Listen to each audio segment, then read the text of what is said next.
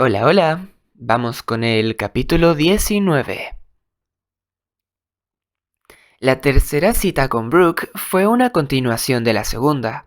Nos disfrazamos con ropas chillonas de turistas y fuimos al museo de calzado a cogernos la mano y reírnos de las habitaciones y pasillos donde se amontonaban las vitrinas de zapatos. Había viejas polainas de fieltros de antiguos uniformes militares y zapatillas de los 80, de colores llamativos y con velcro.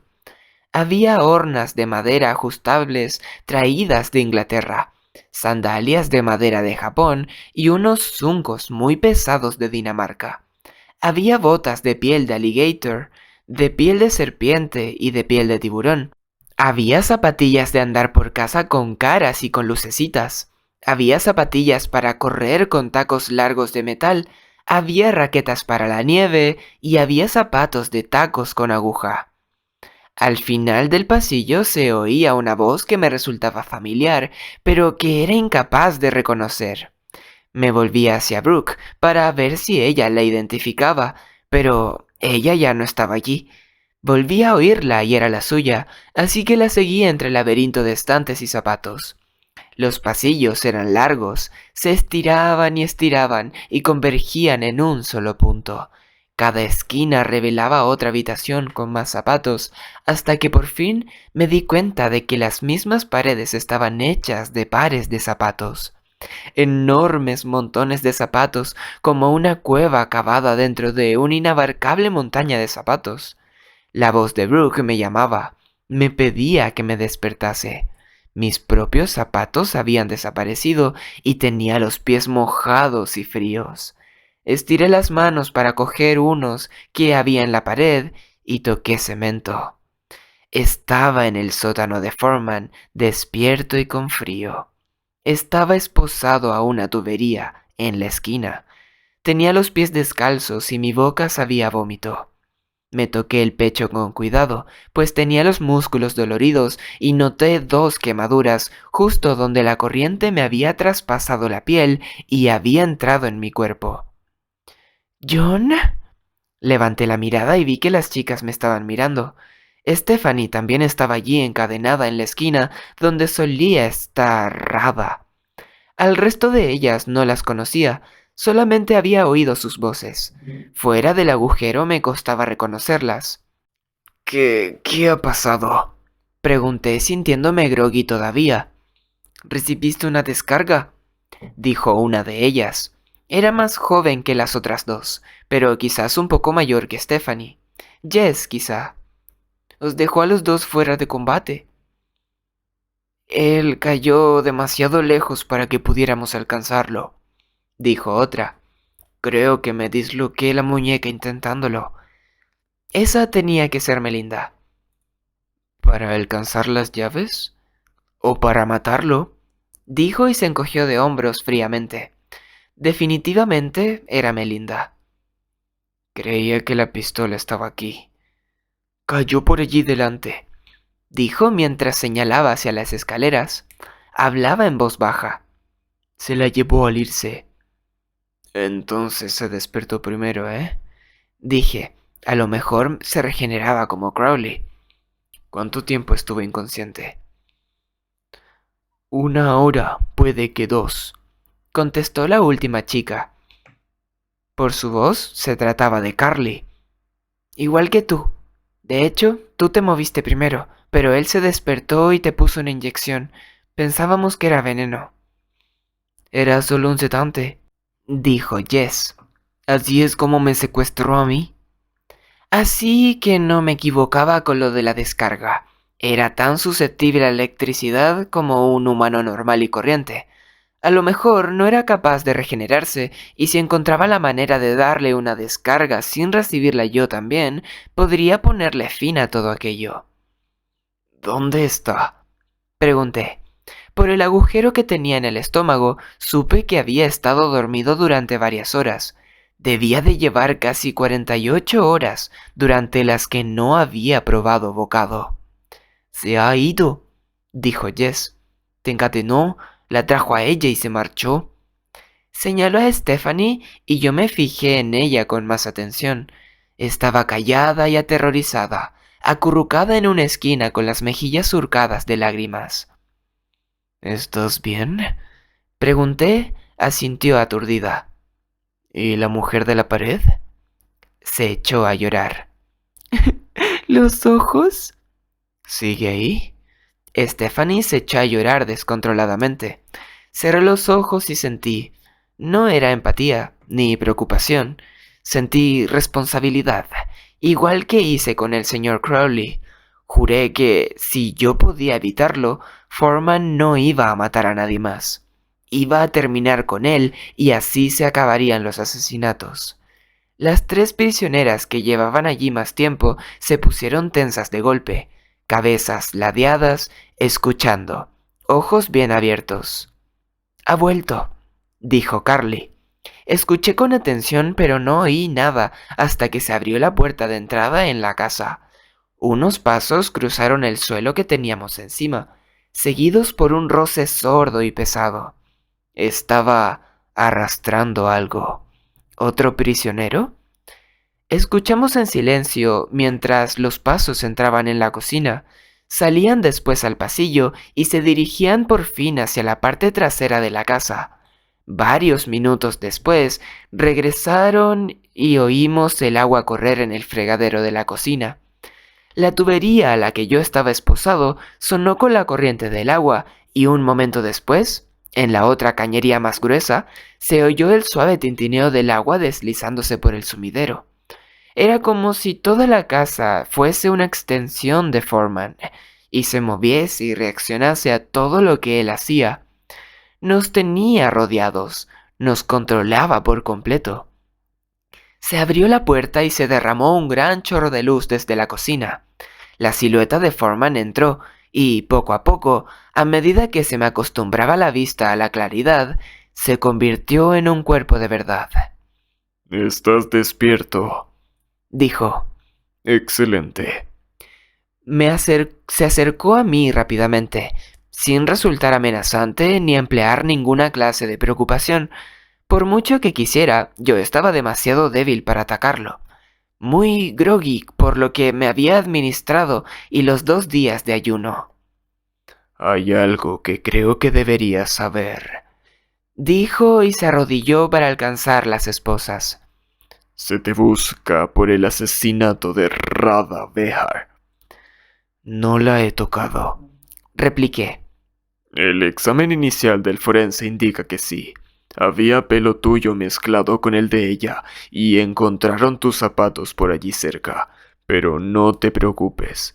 Estoy prácticamente al mando de la investigación y no me resultaría nada complicado apuntar en otra dirección. Suponiendo, claro está, que cumplas mis exigencias». «¿Quieres que te hable de Mackay?»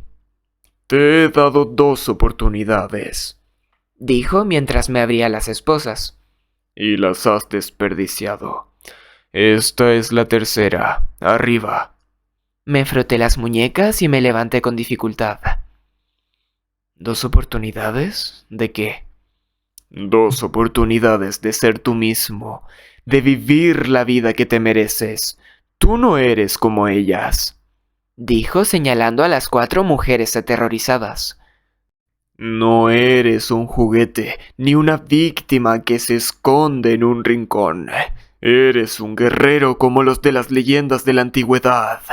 John, mataste a un demonio. ¿Es que no quieres ocupar su lugar?» Me tomó del brazo y me arrastró hacia las escaleras. Lo seguí vacilante, intentando no apoyarme en él hasta recobrar el equilibrio.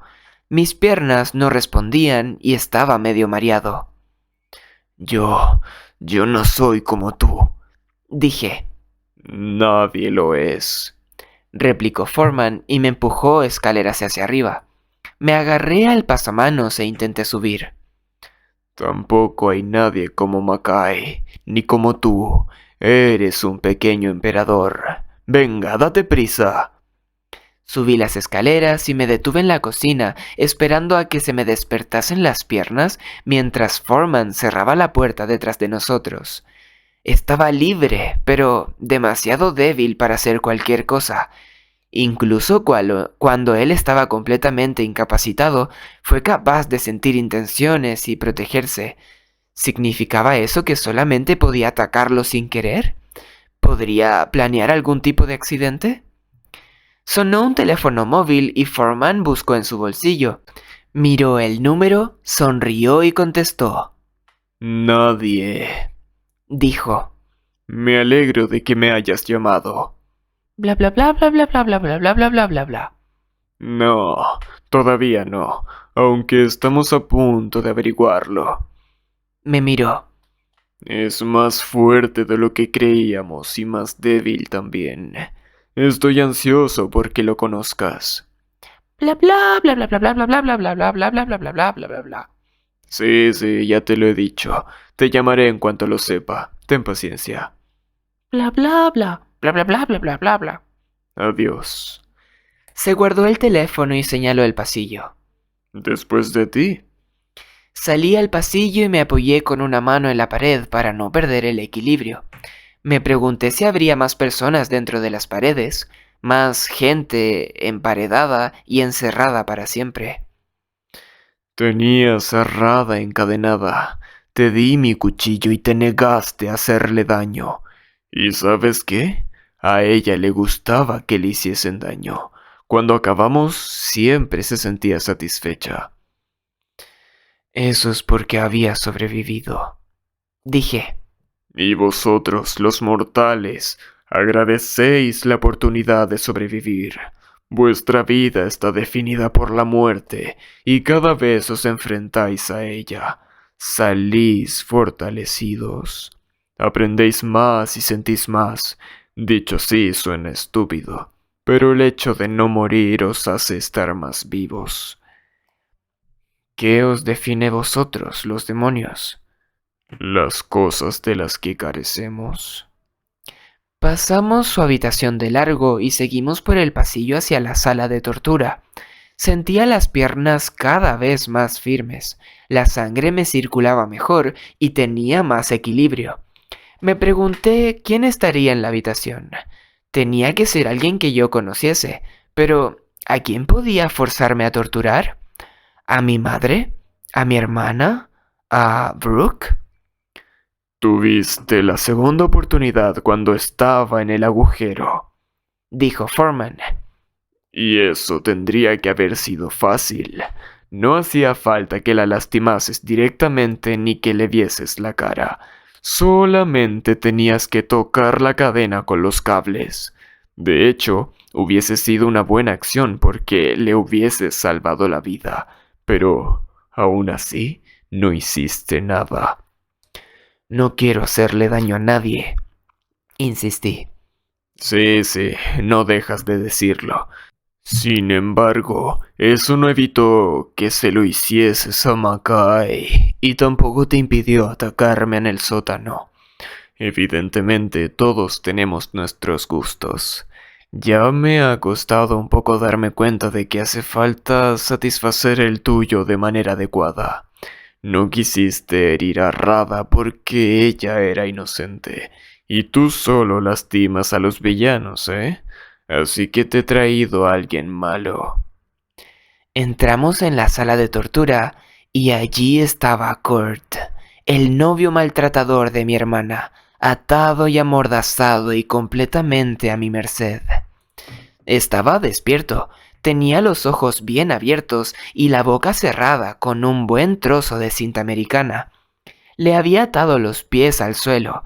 Foreman había agujereado la madera y había pasado gruesas cadenas entre los soportes del suelo.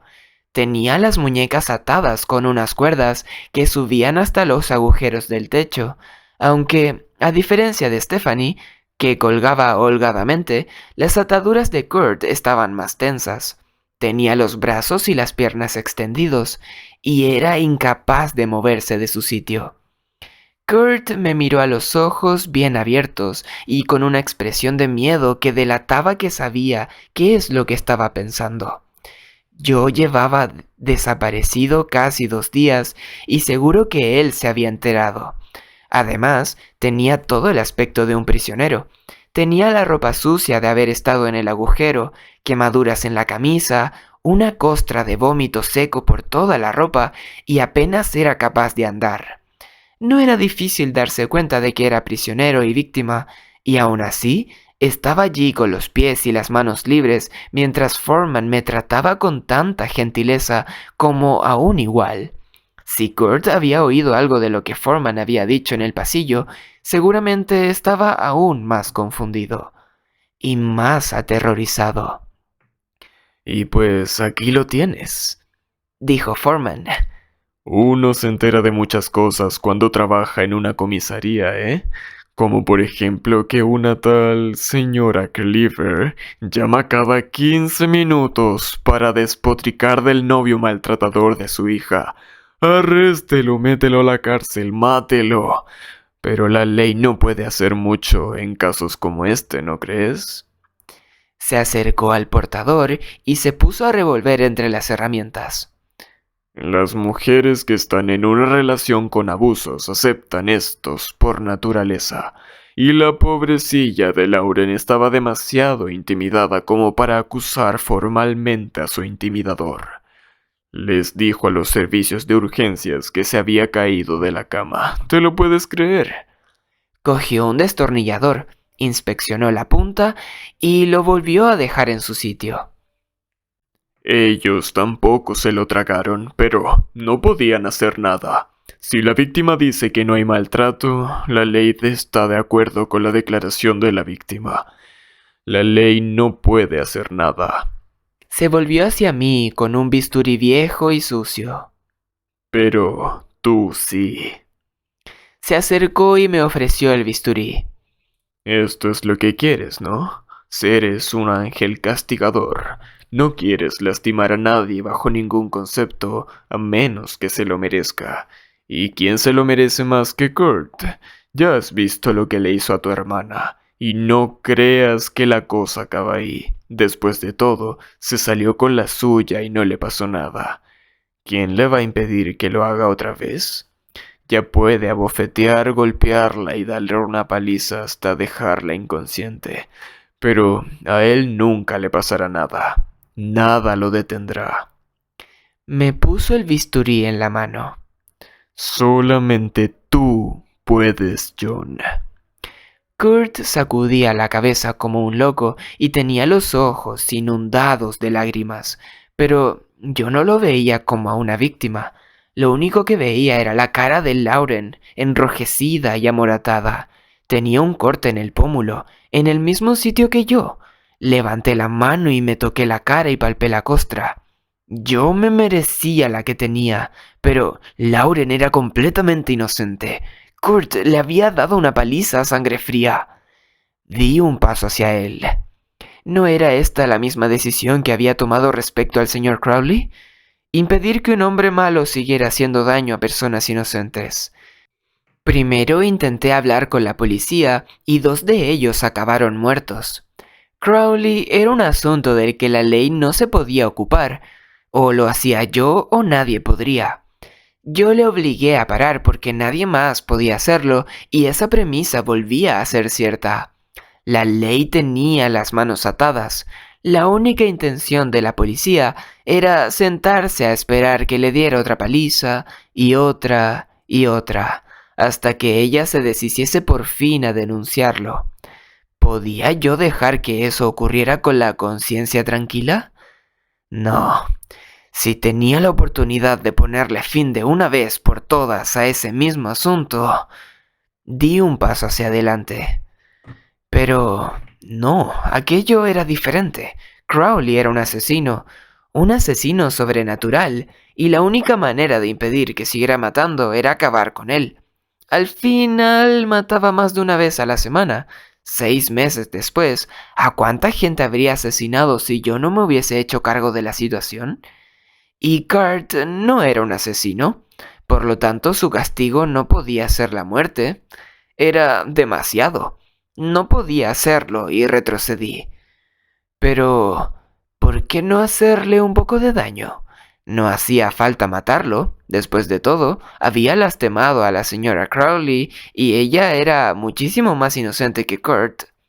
Avancé 2 pasos. Estaba lo bastante cerca como para oler su sudor y escucharlo respirar entrecortadamente. Él había causado dolor, así que su castigo debía ser el dolor. Tenía sentido, era justo. Un cardenal a cambio de otro. ¿Y entonces qué? Me volví de repente y caminé hacia la ventana. Se estaba haciendo de noche y el cielo se veía a través de las espesas copas de los pinos. Era un azul oscuro intenso. ¿Qué iba a pasar después de que lo hiriera? No podíamos dejarlo marchar porque le contaría a la gente lo que le había hecho. Podíamos dejarlo allí, encadenado en la mazmorra. Se merecía estar en prisión y nosotros podíamos. Pero, ¿para siempre? Miré a Kurt. Tenía los ojos cerrados. Puede que estuviera rezando o quizá tuviese demasiado miedo para mirar a su alrededor. Era un monstruo grosero y arrogante que abusaba de todos los que conocía. Insultaba a la mujer que lo amaba y cuando las cosas se pusieron feas, la golpeó poderosa y despiadadamente. Arruinaba vidas, igual que Crowley. ¿Acaso era hipócrita haber dado su merecido a Crowley, pero no a Kurt? Sin embargo, si este era una presa legítima, ¿por qué parar ahí? ¿Dónde estaba el límite? Y si la frontera no tenía sentido, ¿por qué imponerla? Y por encima de todo, detrás del resto de los motivos, acechaba una verdad incontestable. Deseaba hacerlo. Quería causarle daño, que sangrara, que gritara y dejar que yaciera inmóvil en la paz perfecta de la muerte. Di otro paso hacia él, pero algo llamó mi atención, un pequeño movimiento al otro extremo de la habitación, tan poco perceptible como el batir de las alas de una polilla. Miré y vi un par de ojos, fijos en mí, atrapados y enmudecidos, observándome. Le devolví la mirada. Nadie sabía quién era ella, puede que ni siquiera Foreman. Parpadeó. La única forma de comunicación de que disponía. ¿De dónde era? ¿Qué cosa les gustaba y cuáles no? ¿Qué le encantaba y qué aborrecía? ¿Quién era? ¿Quién era yo?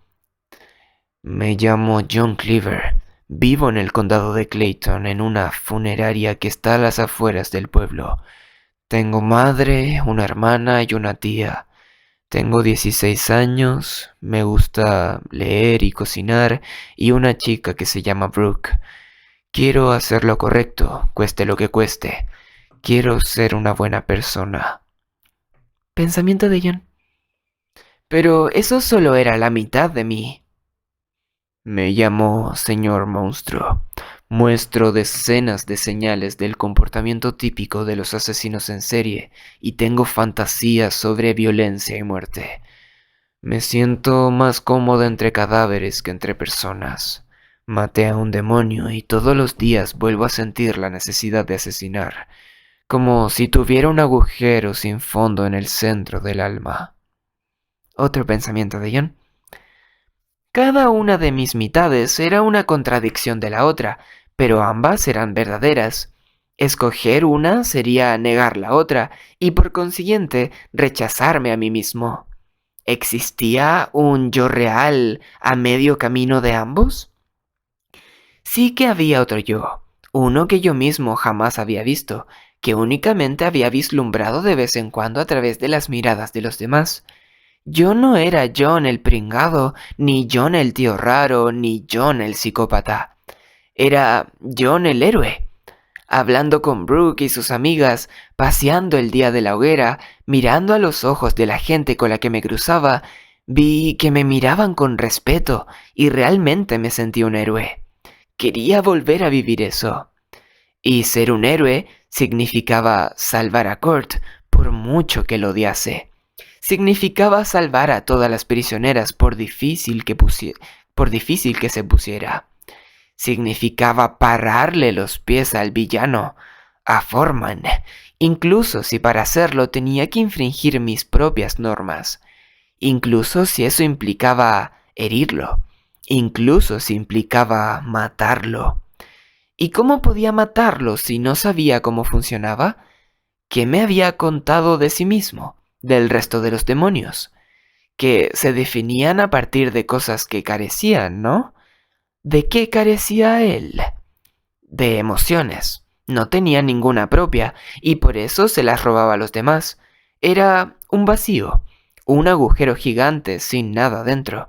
Igual que los asesinos en serie, tenía una enorme necesidad que exigía atención y que se había construido una vida que giraba en torno a ella, en torno a satisfacerla a toda costa de los demás. Mackay también se definía por lo que no tenía. Carecía de identidad propia, así que robaba cuerpos una y otra vez, e iba de un lugar a otro y de identidad en identidad hasta que paró. Hasta que un día se convirtió en el señor Crowley y no volvió a cambiar de cuerpo. Algo en él había cambiado, algo profundo, y ese día dejó de ser Mackay. Dejó de definirse según lo que le faltaba y lo hizo a partir de lo que tenía. ¿Qué tenía? Tenía a la señora Crowley. Tenía amor. Una vez más me acordé de él no como demonio, sino como el amable anciano del otro lado de la calle. El amor había alejado a Mackay de una vida de muerte y mentiras, y lo había acercado a una prácticamente normal, una en la que tenía mucho menos, pero que valía mucho más. Foreman no comprendía algo así, y yo no sabía si sería capaz de entenderlo nunca. Lo curioso es que todo aquel asunto tenía relación con él. Foreman quería saber qué le había ocurrido a Mackay. En realidad, no quería que yo hiriese a Kurt, solamente intentaba llevarme a su terreno y ganarse mi confianza. Quería que me uniese a él y, supuestamente, en ese momento, yo le contaría el secreto que había venido a descubrir en Clayton. Ya había dicho que el amor era débil e inútil, así que ¿lo entendería cuando se lo contase? Mackay, el demonio, estuvo a punto de vencerme porque yo no comprendía lo que era el amor. Foreman tenía el mismo punto débil y quizá yo pudiese aprovecharme de eso. Un plan comenzó a tomar forma en mi cabeza, pero debía de tener mucho cuidado. El más mínimo trino emocional podía delatarme. Viniste al condado de Clayton en busca de tu amigo, dije mientras me volvía hacia Foreman. Me contaste que desapareció hace 40 años sin que supieras por qué. Pues bien, yo sí que lo sé. Lo hizo por amor.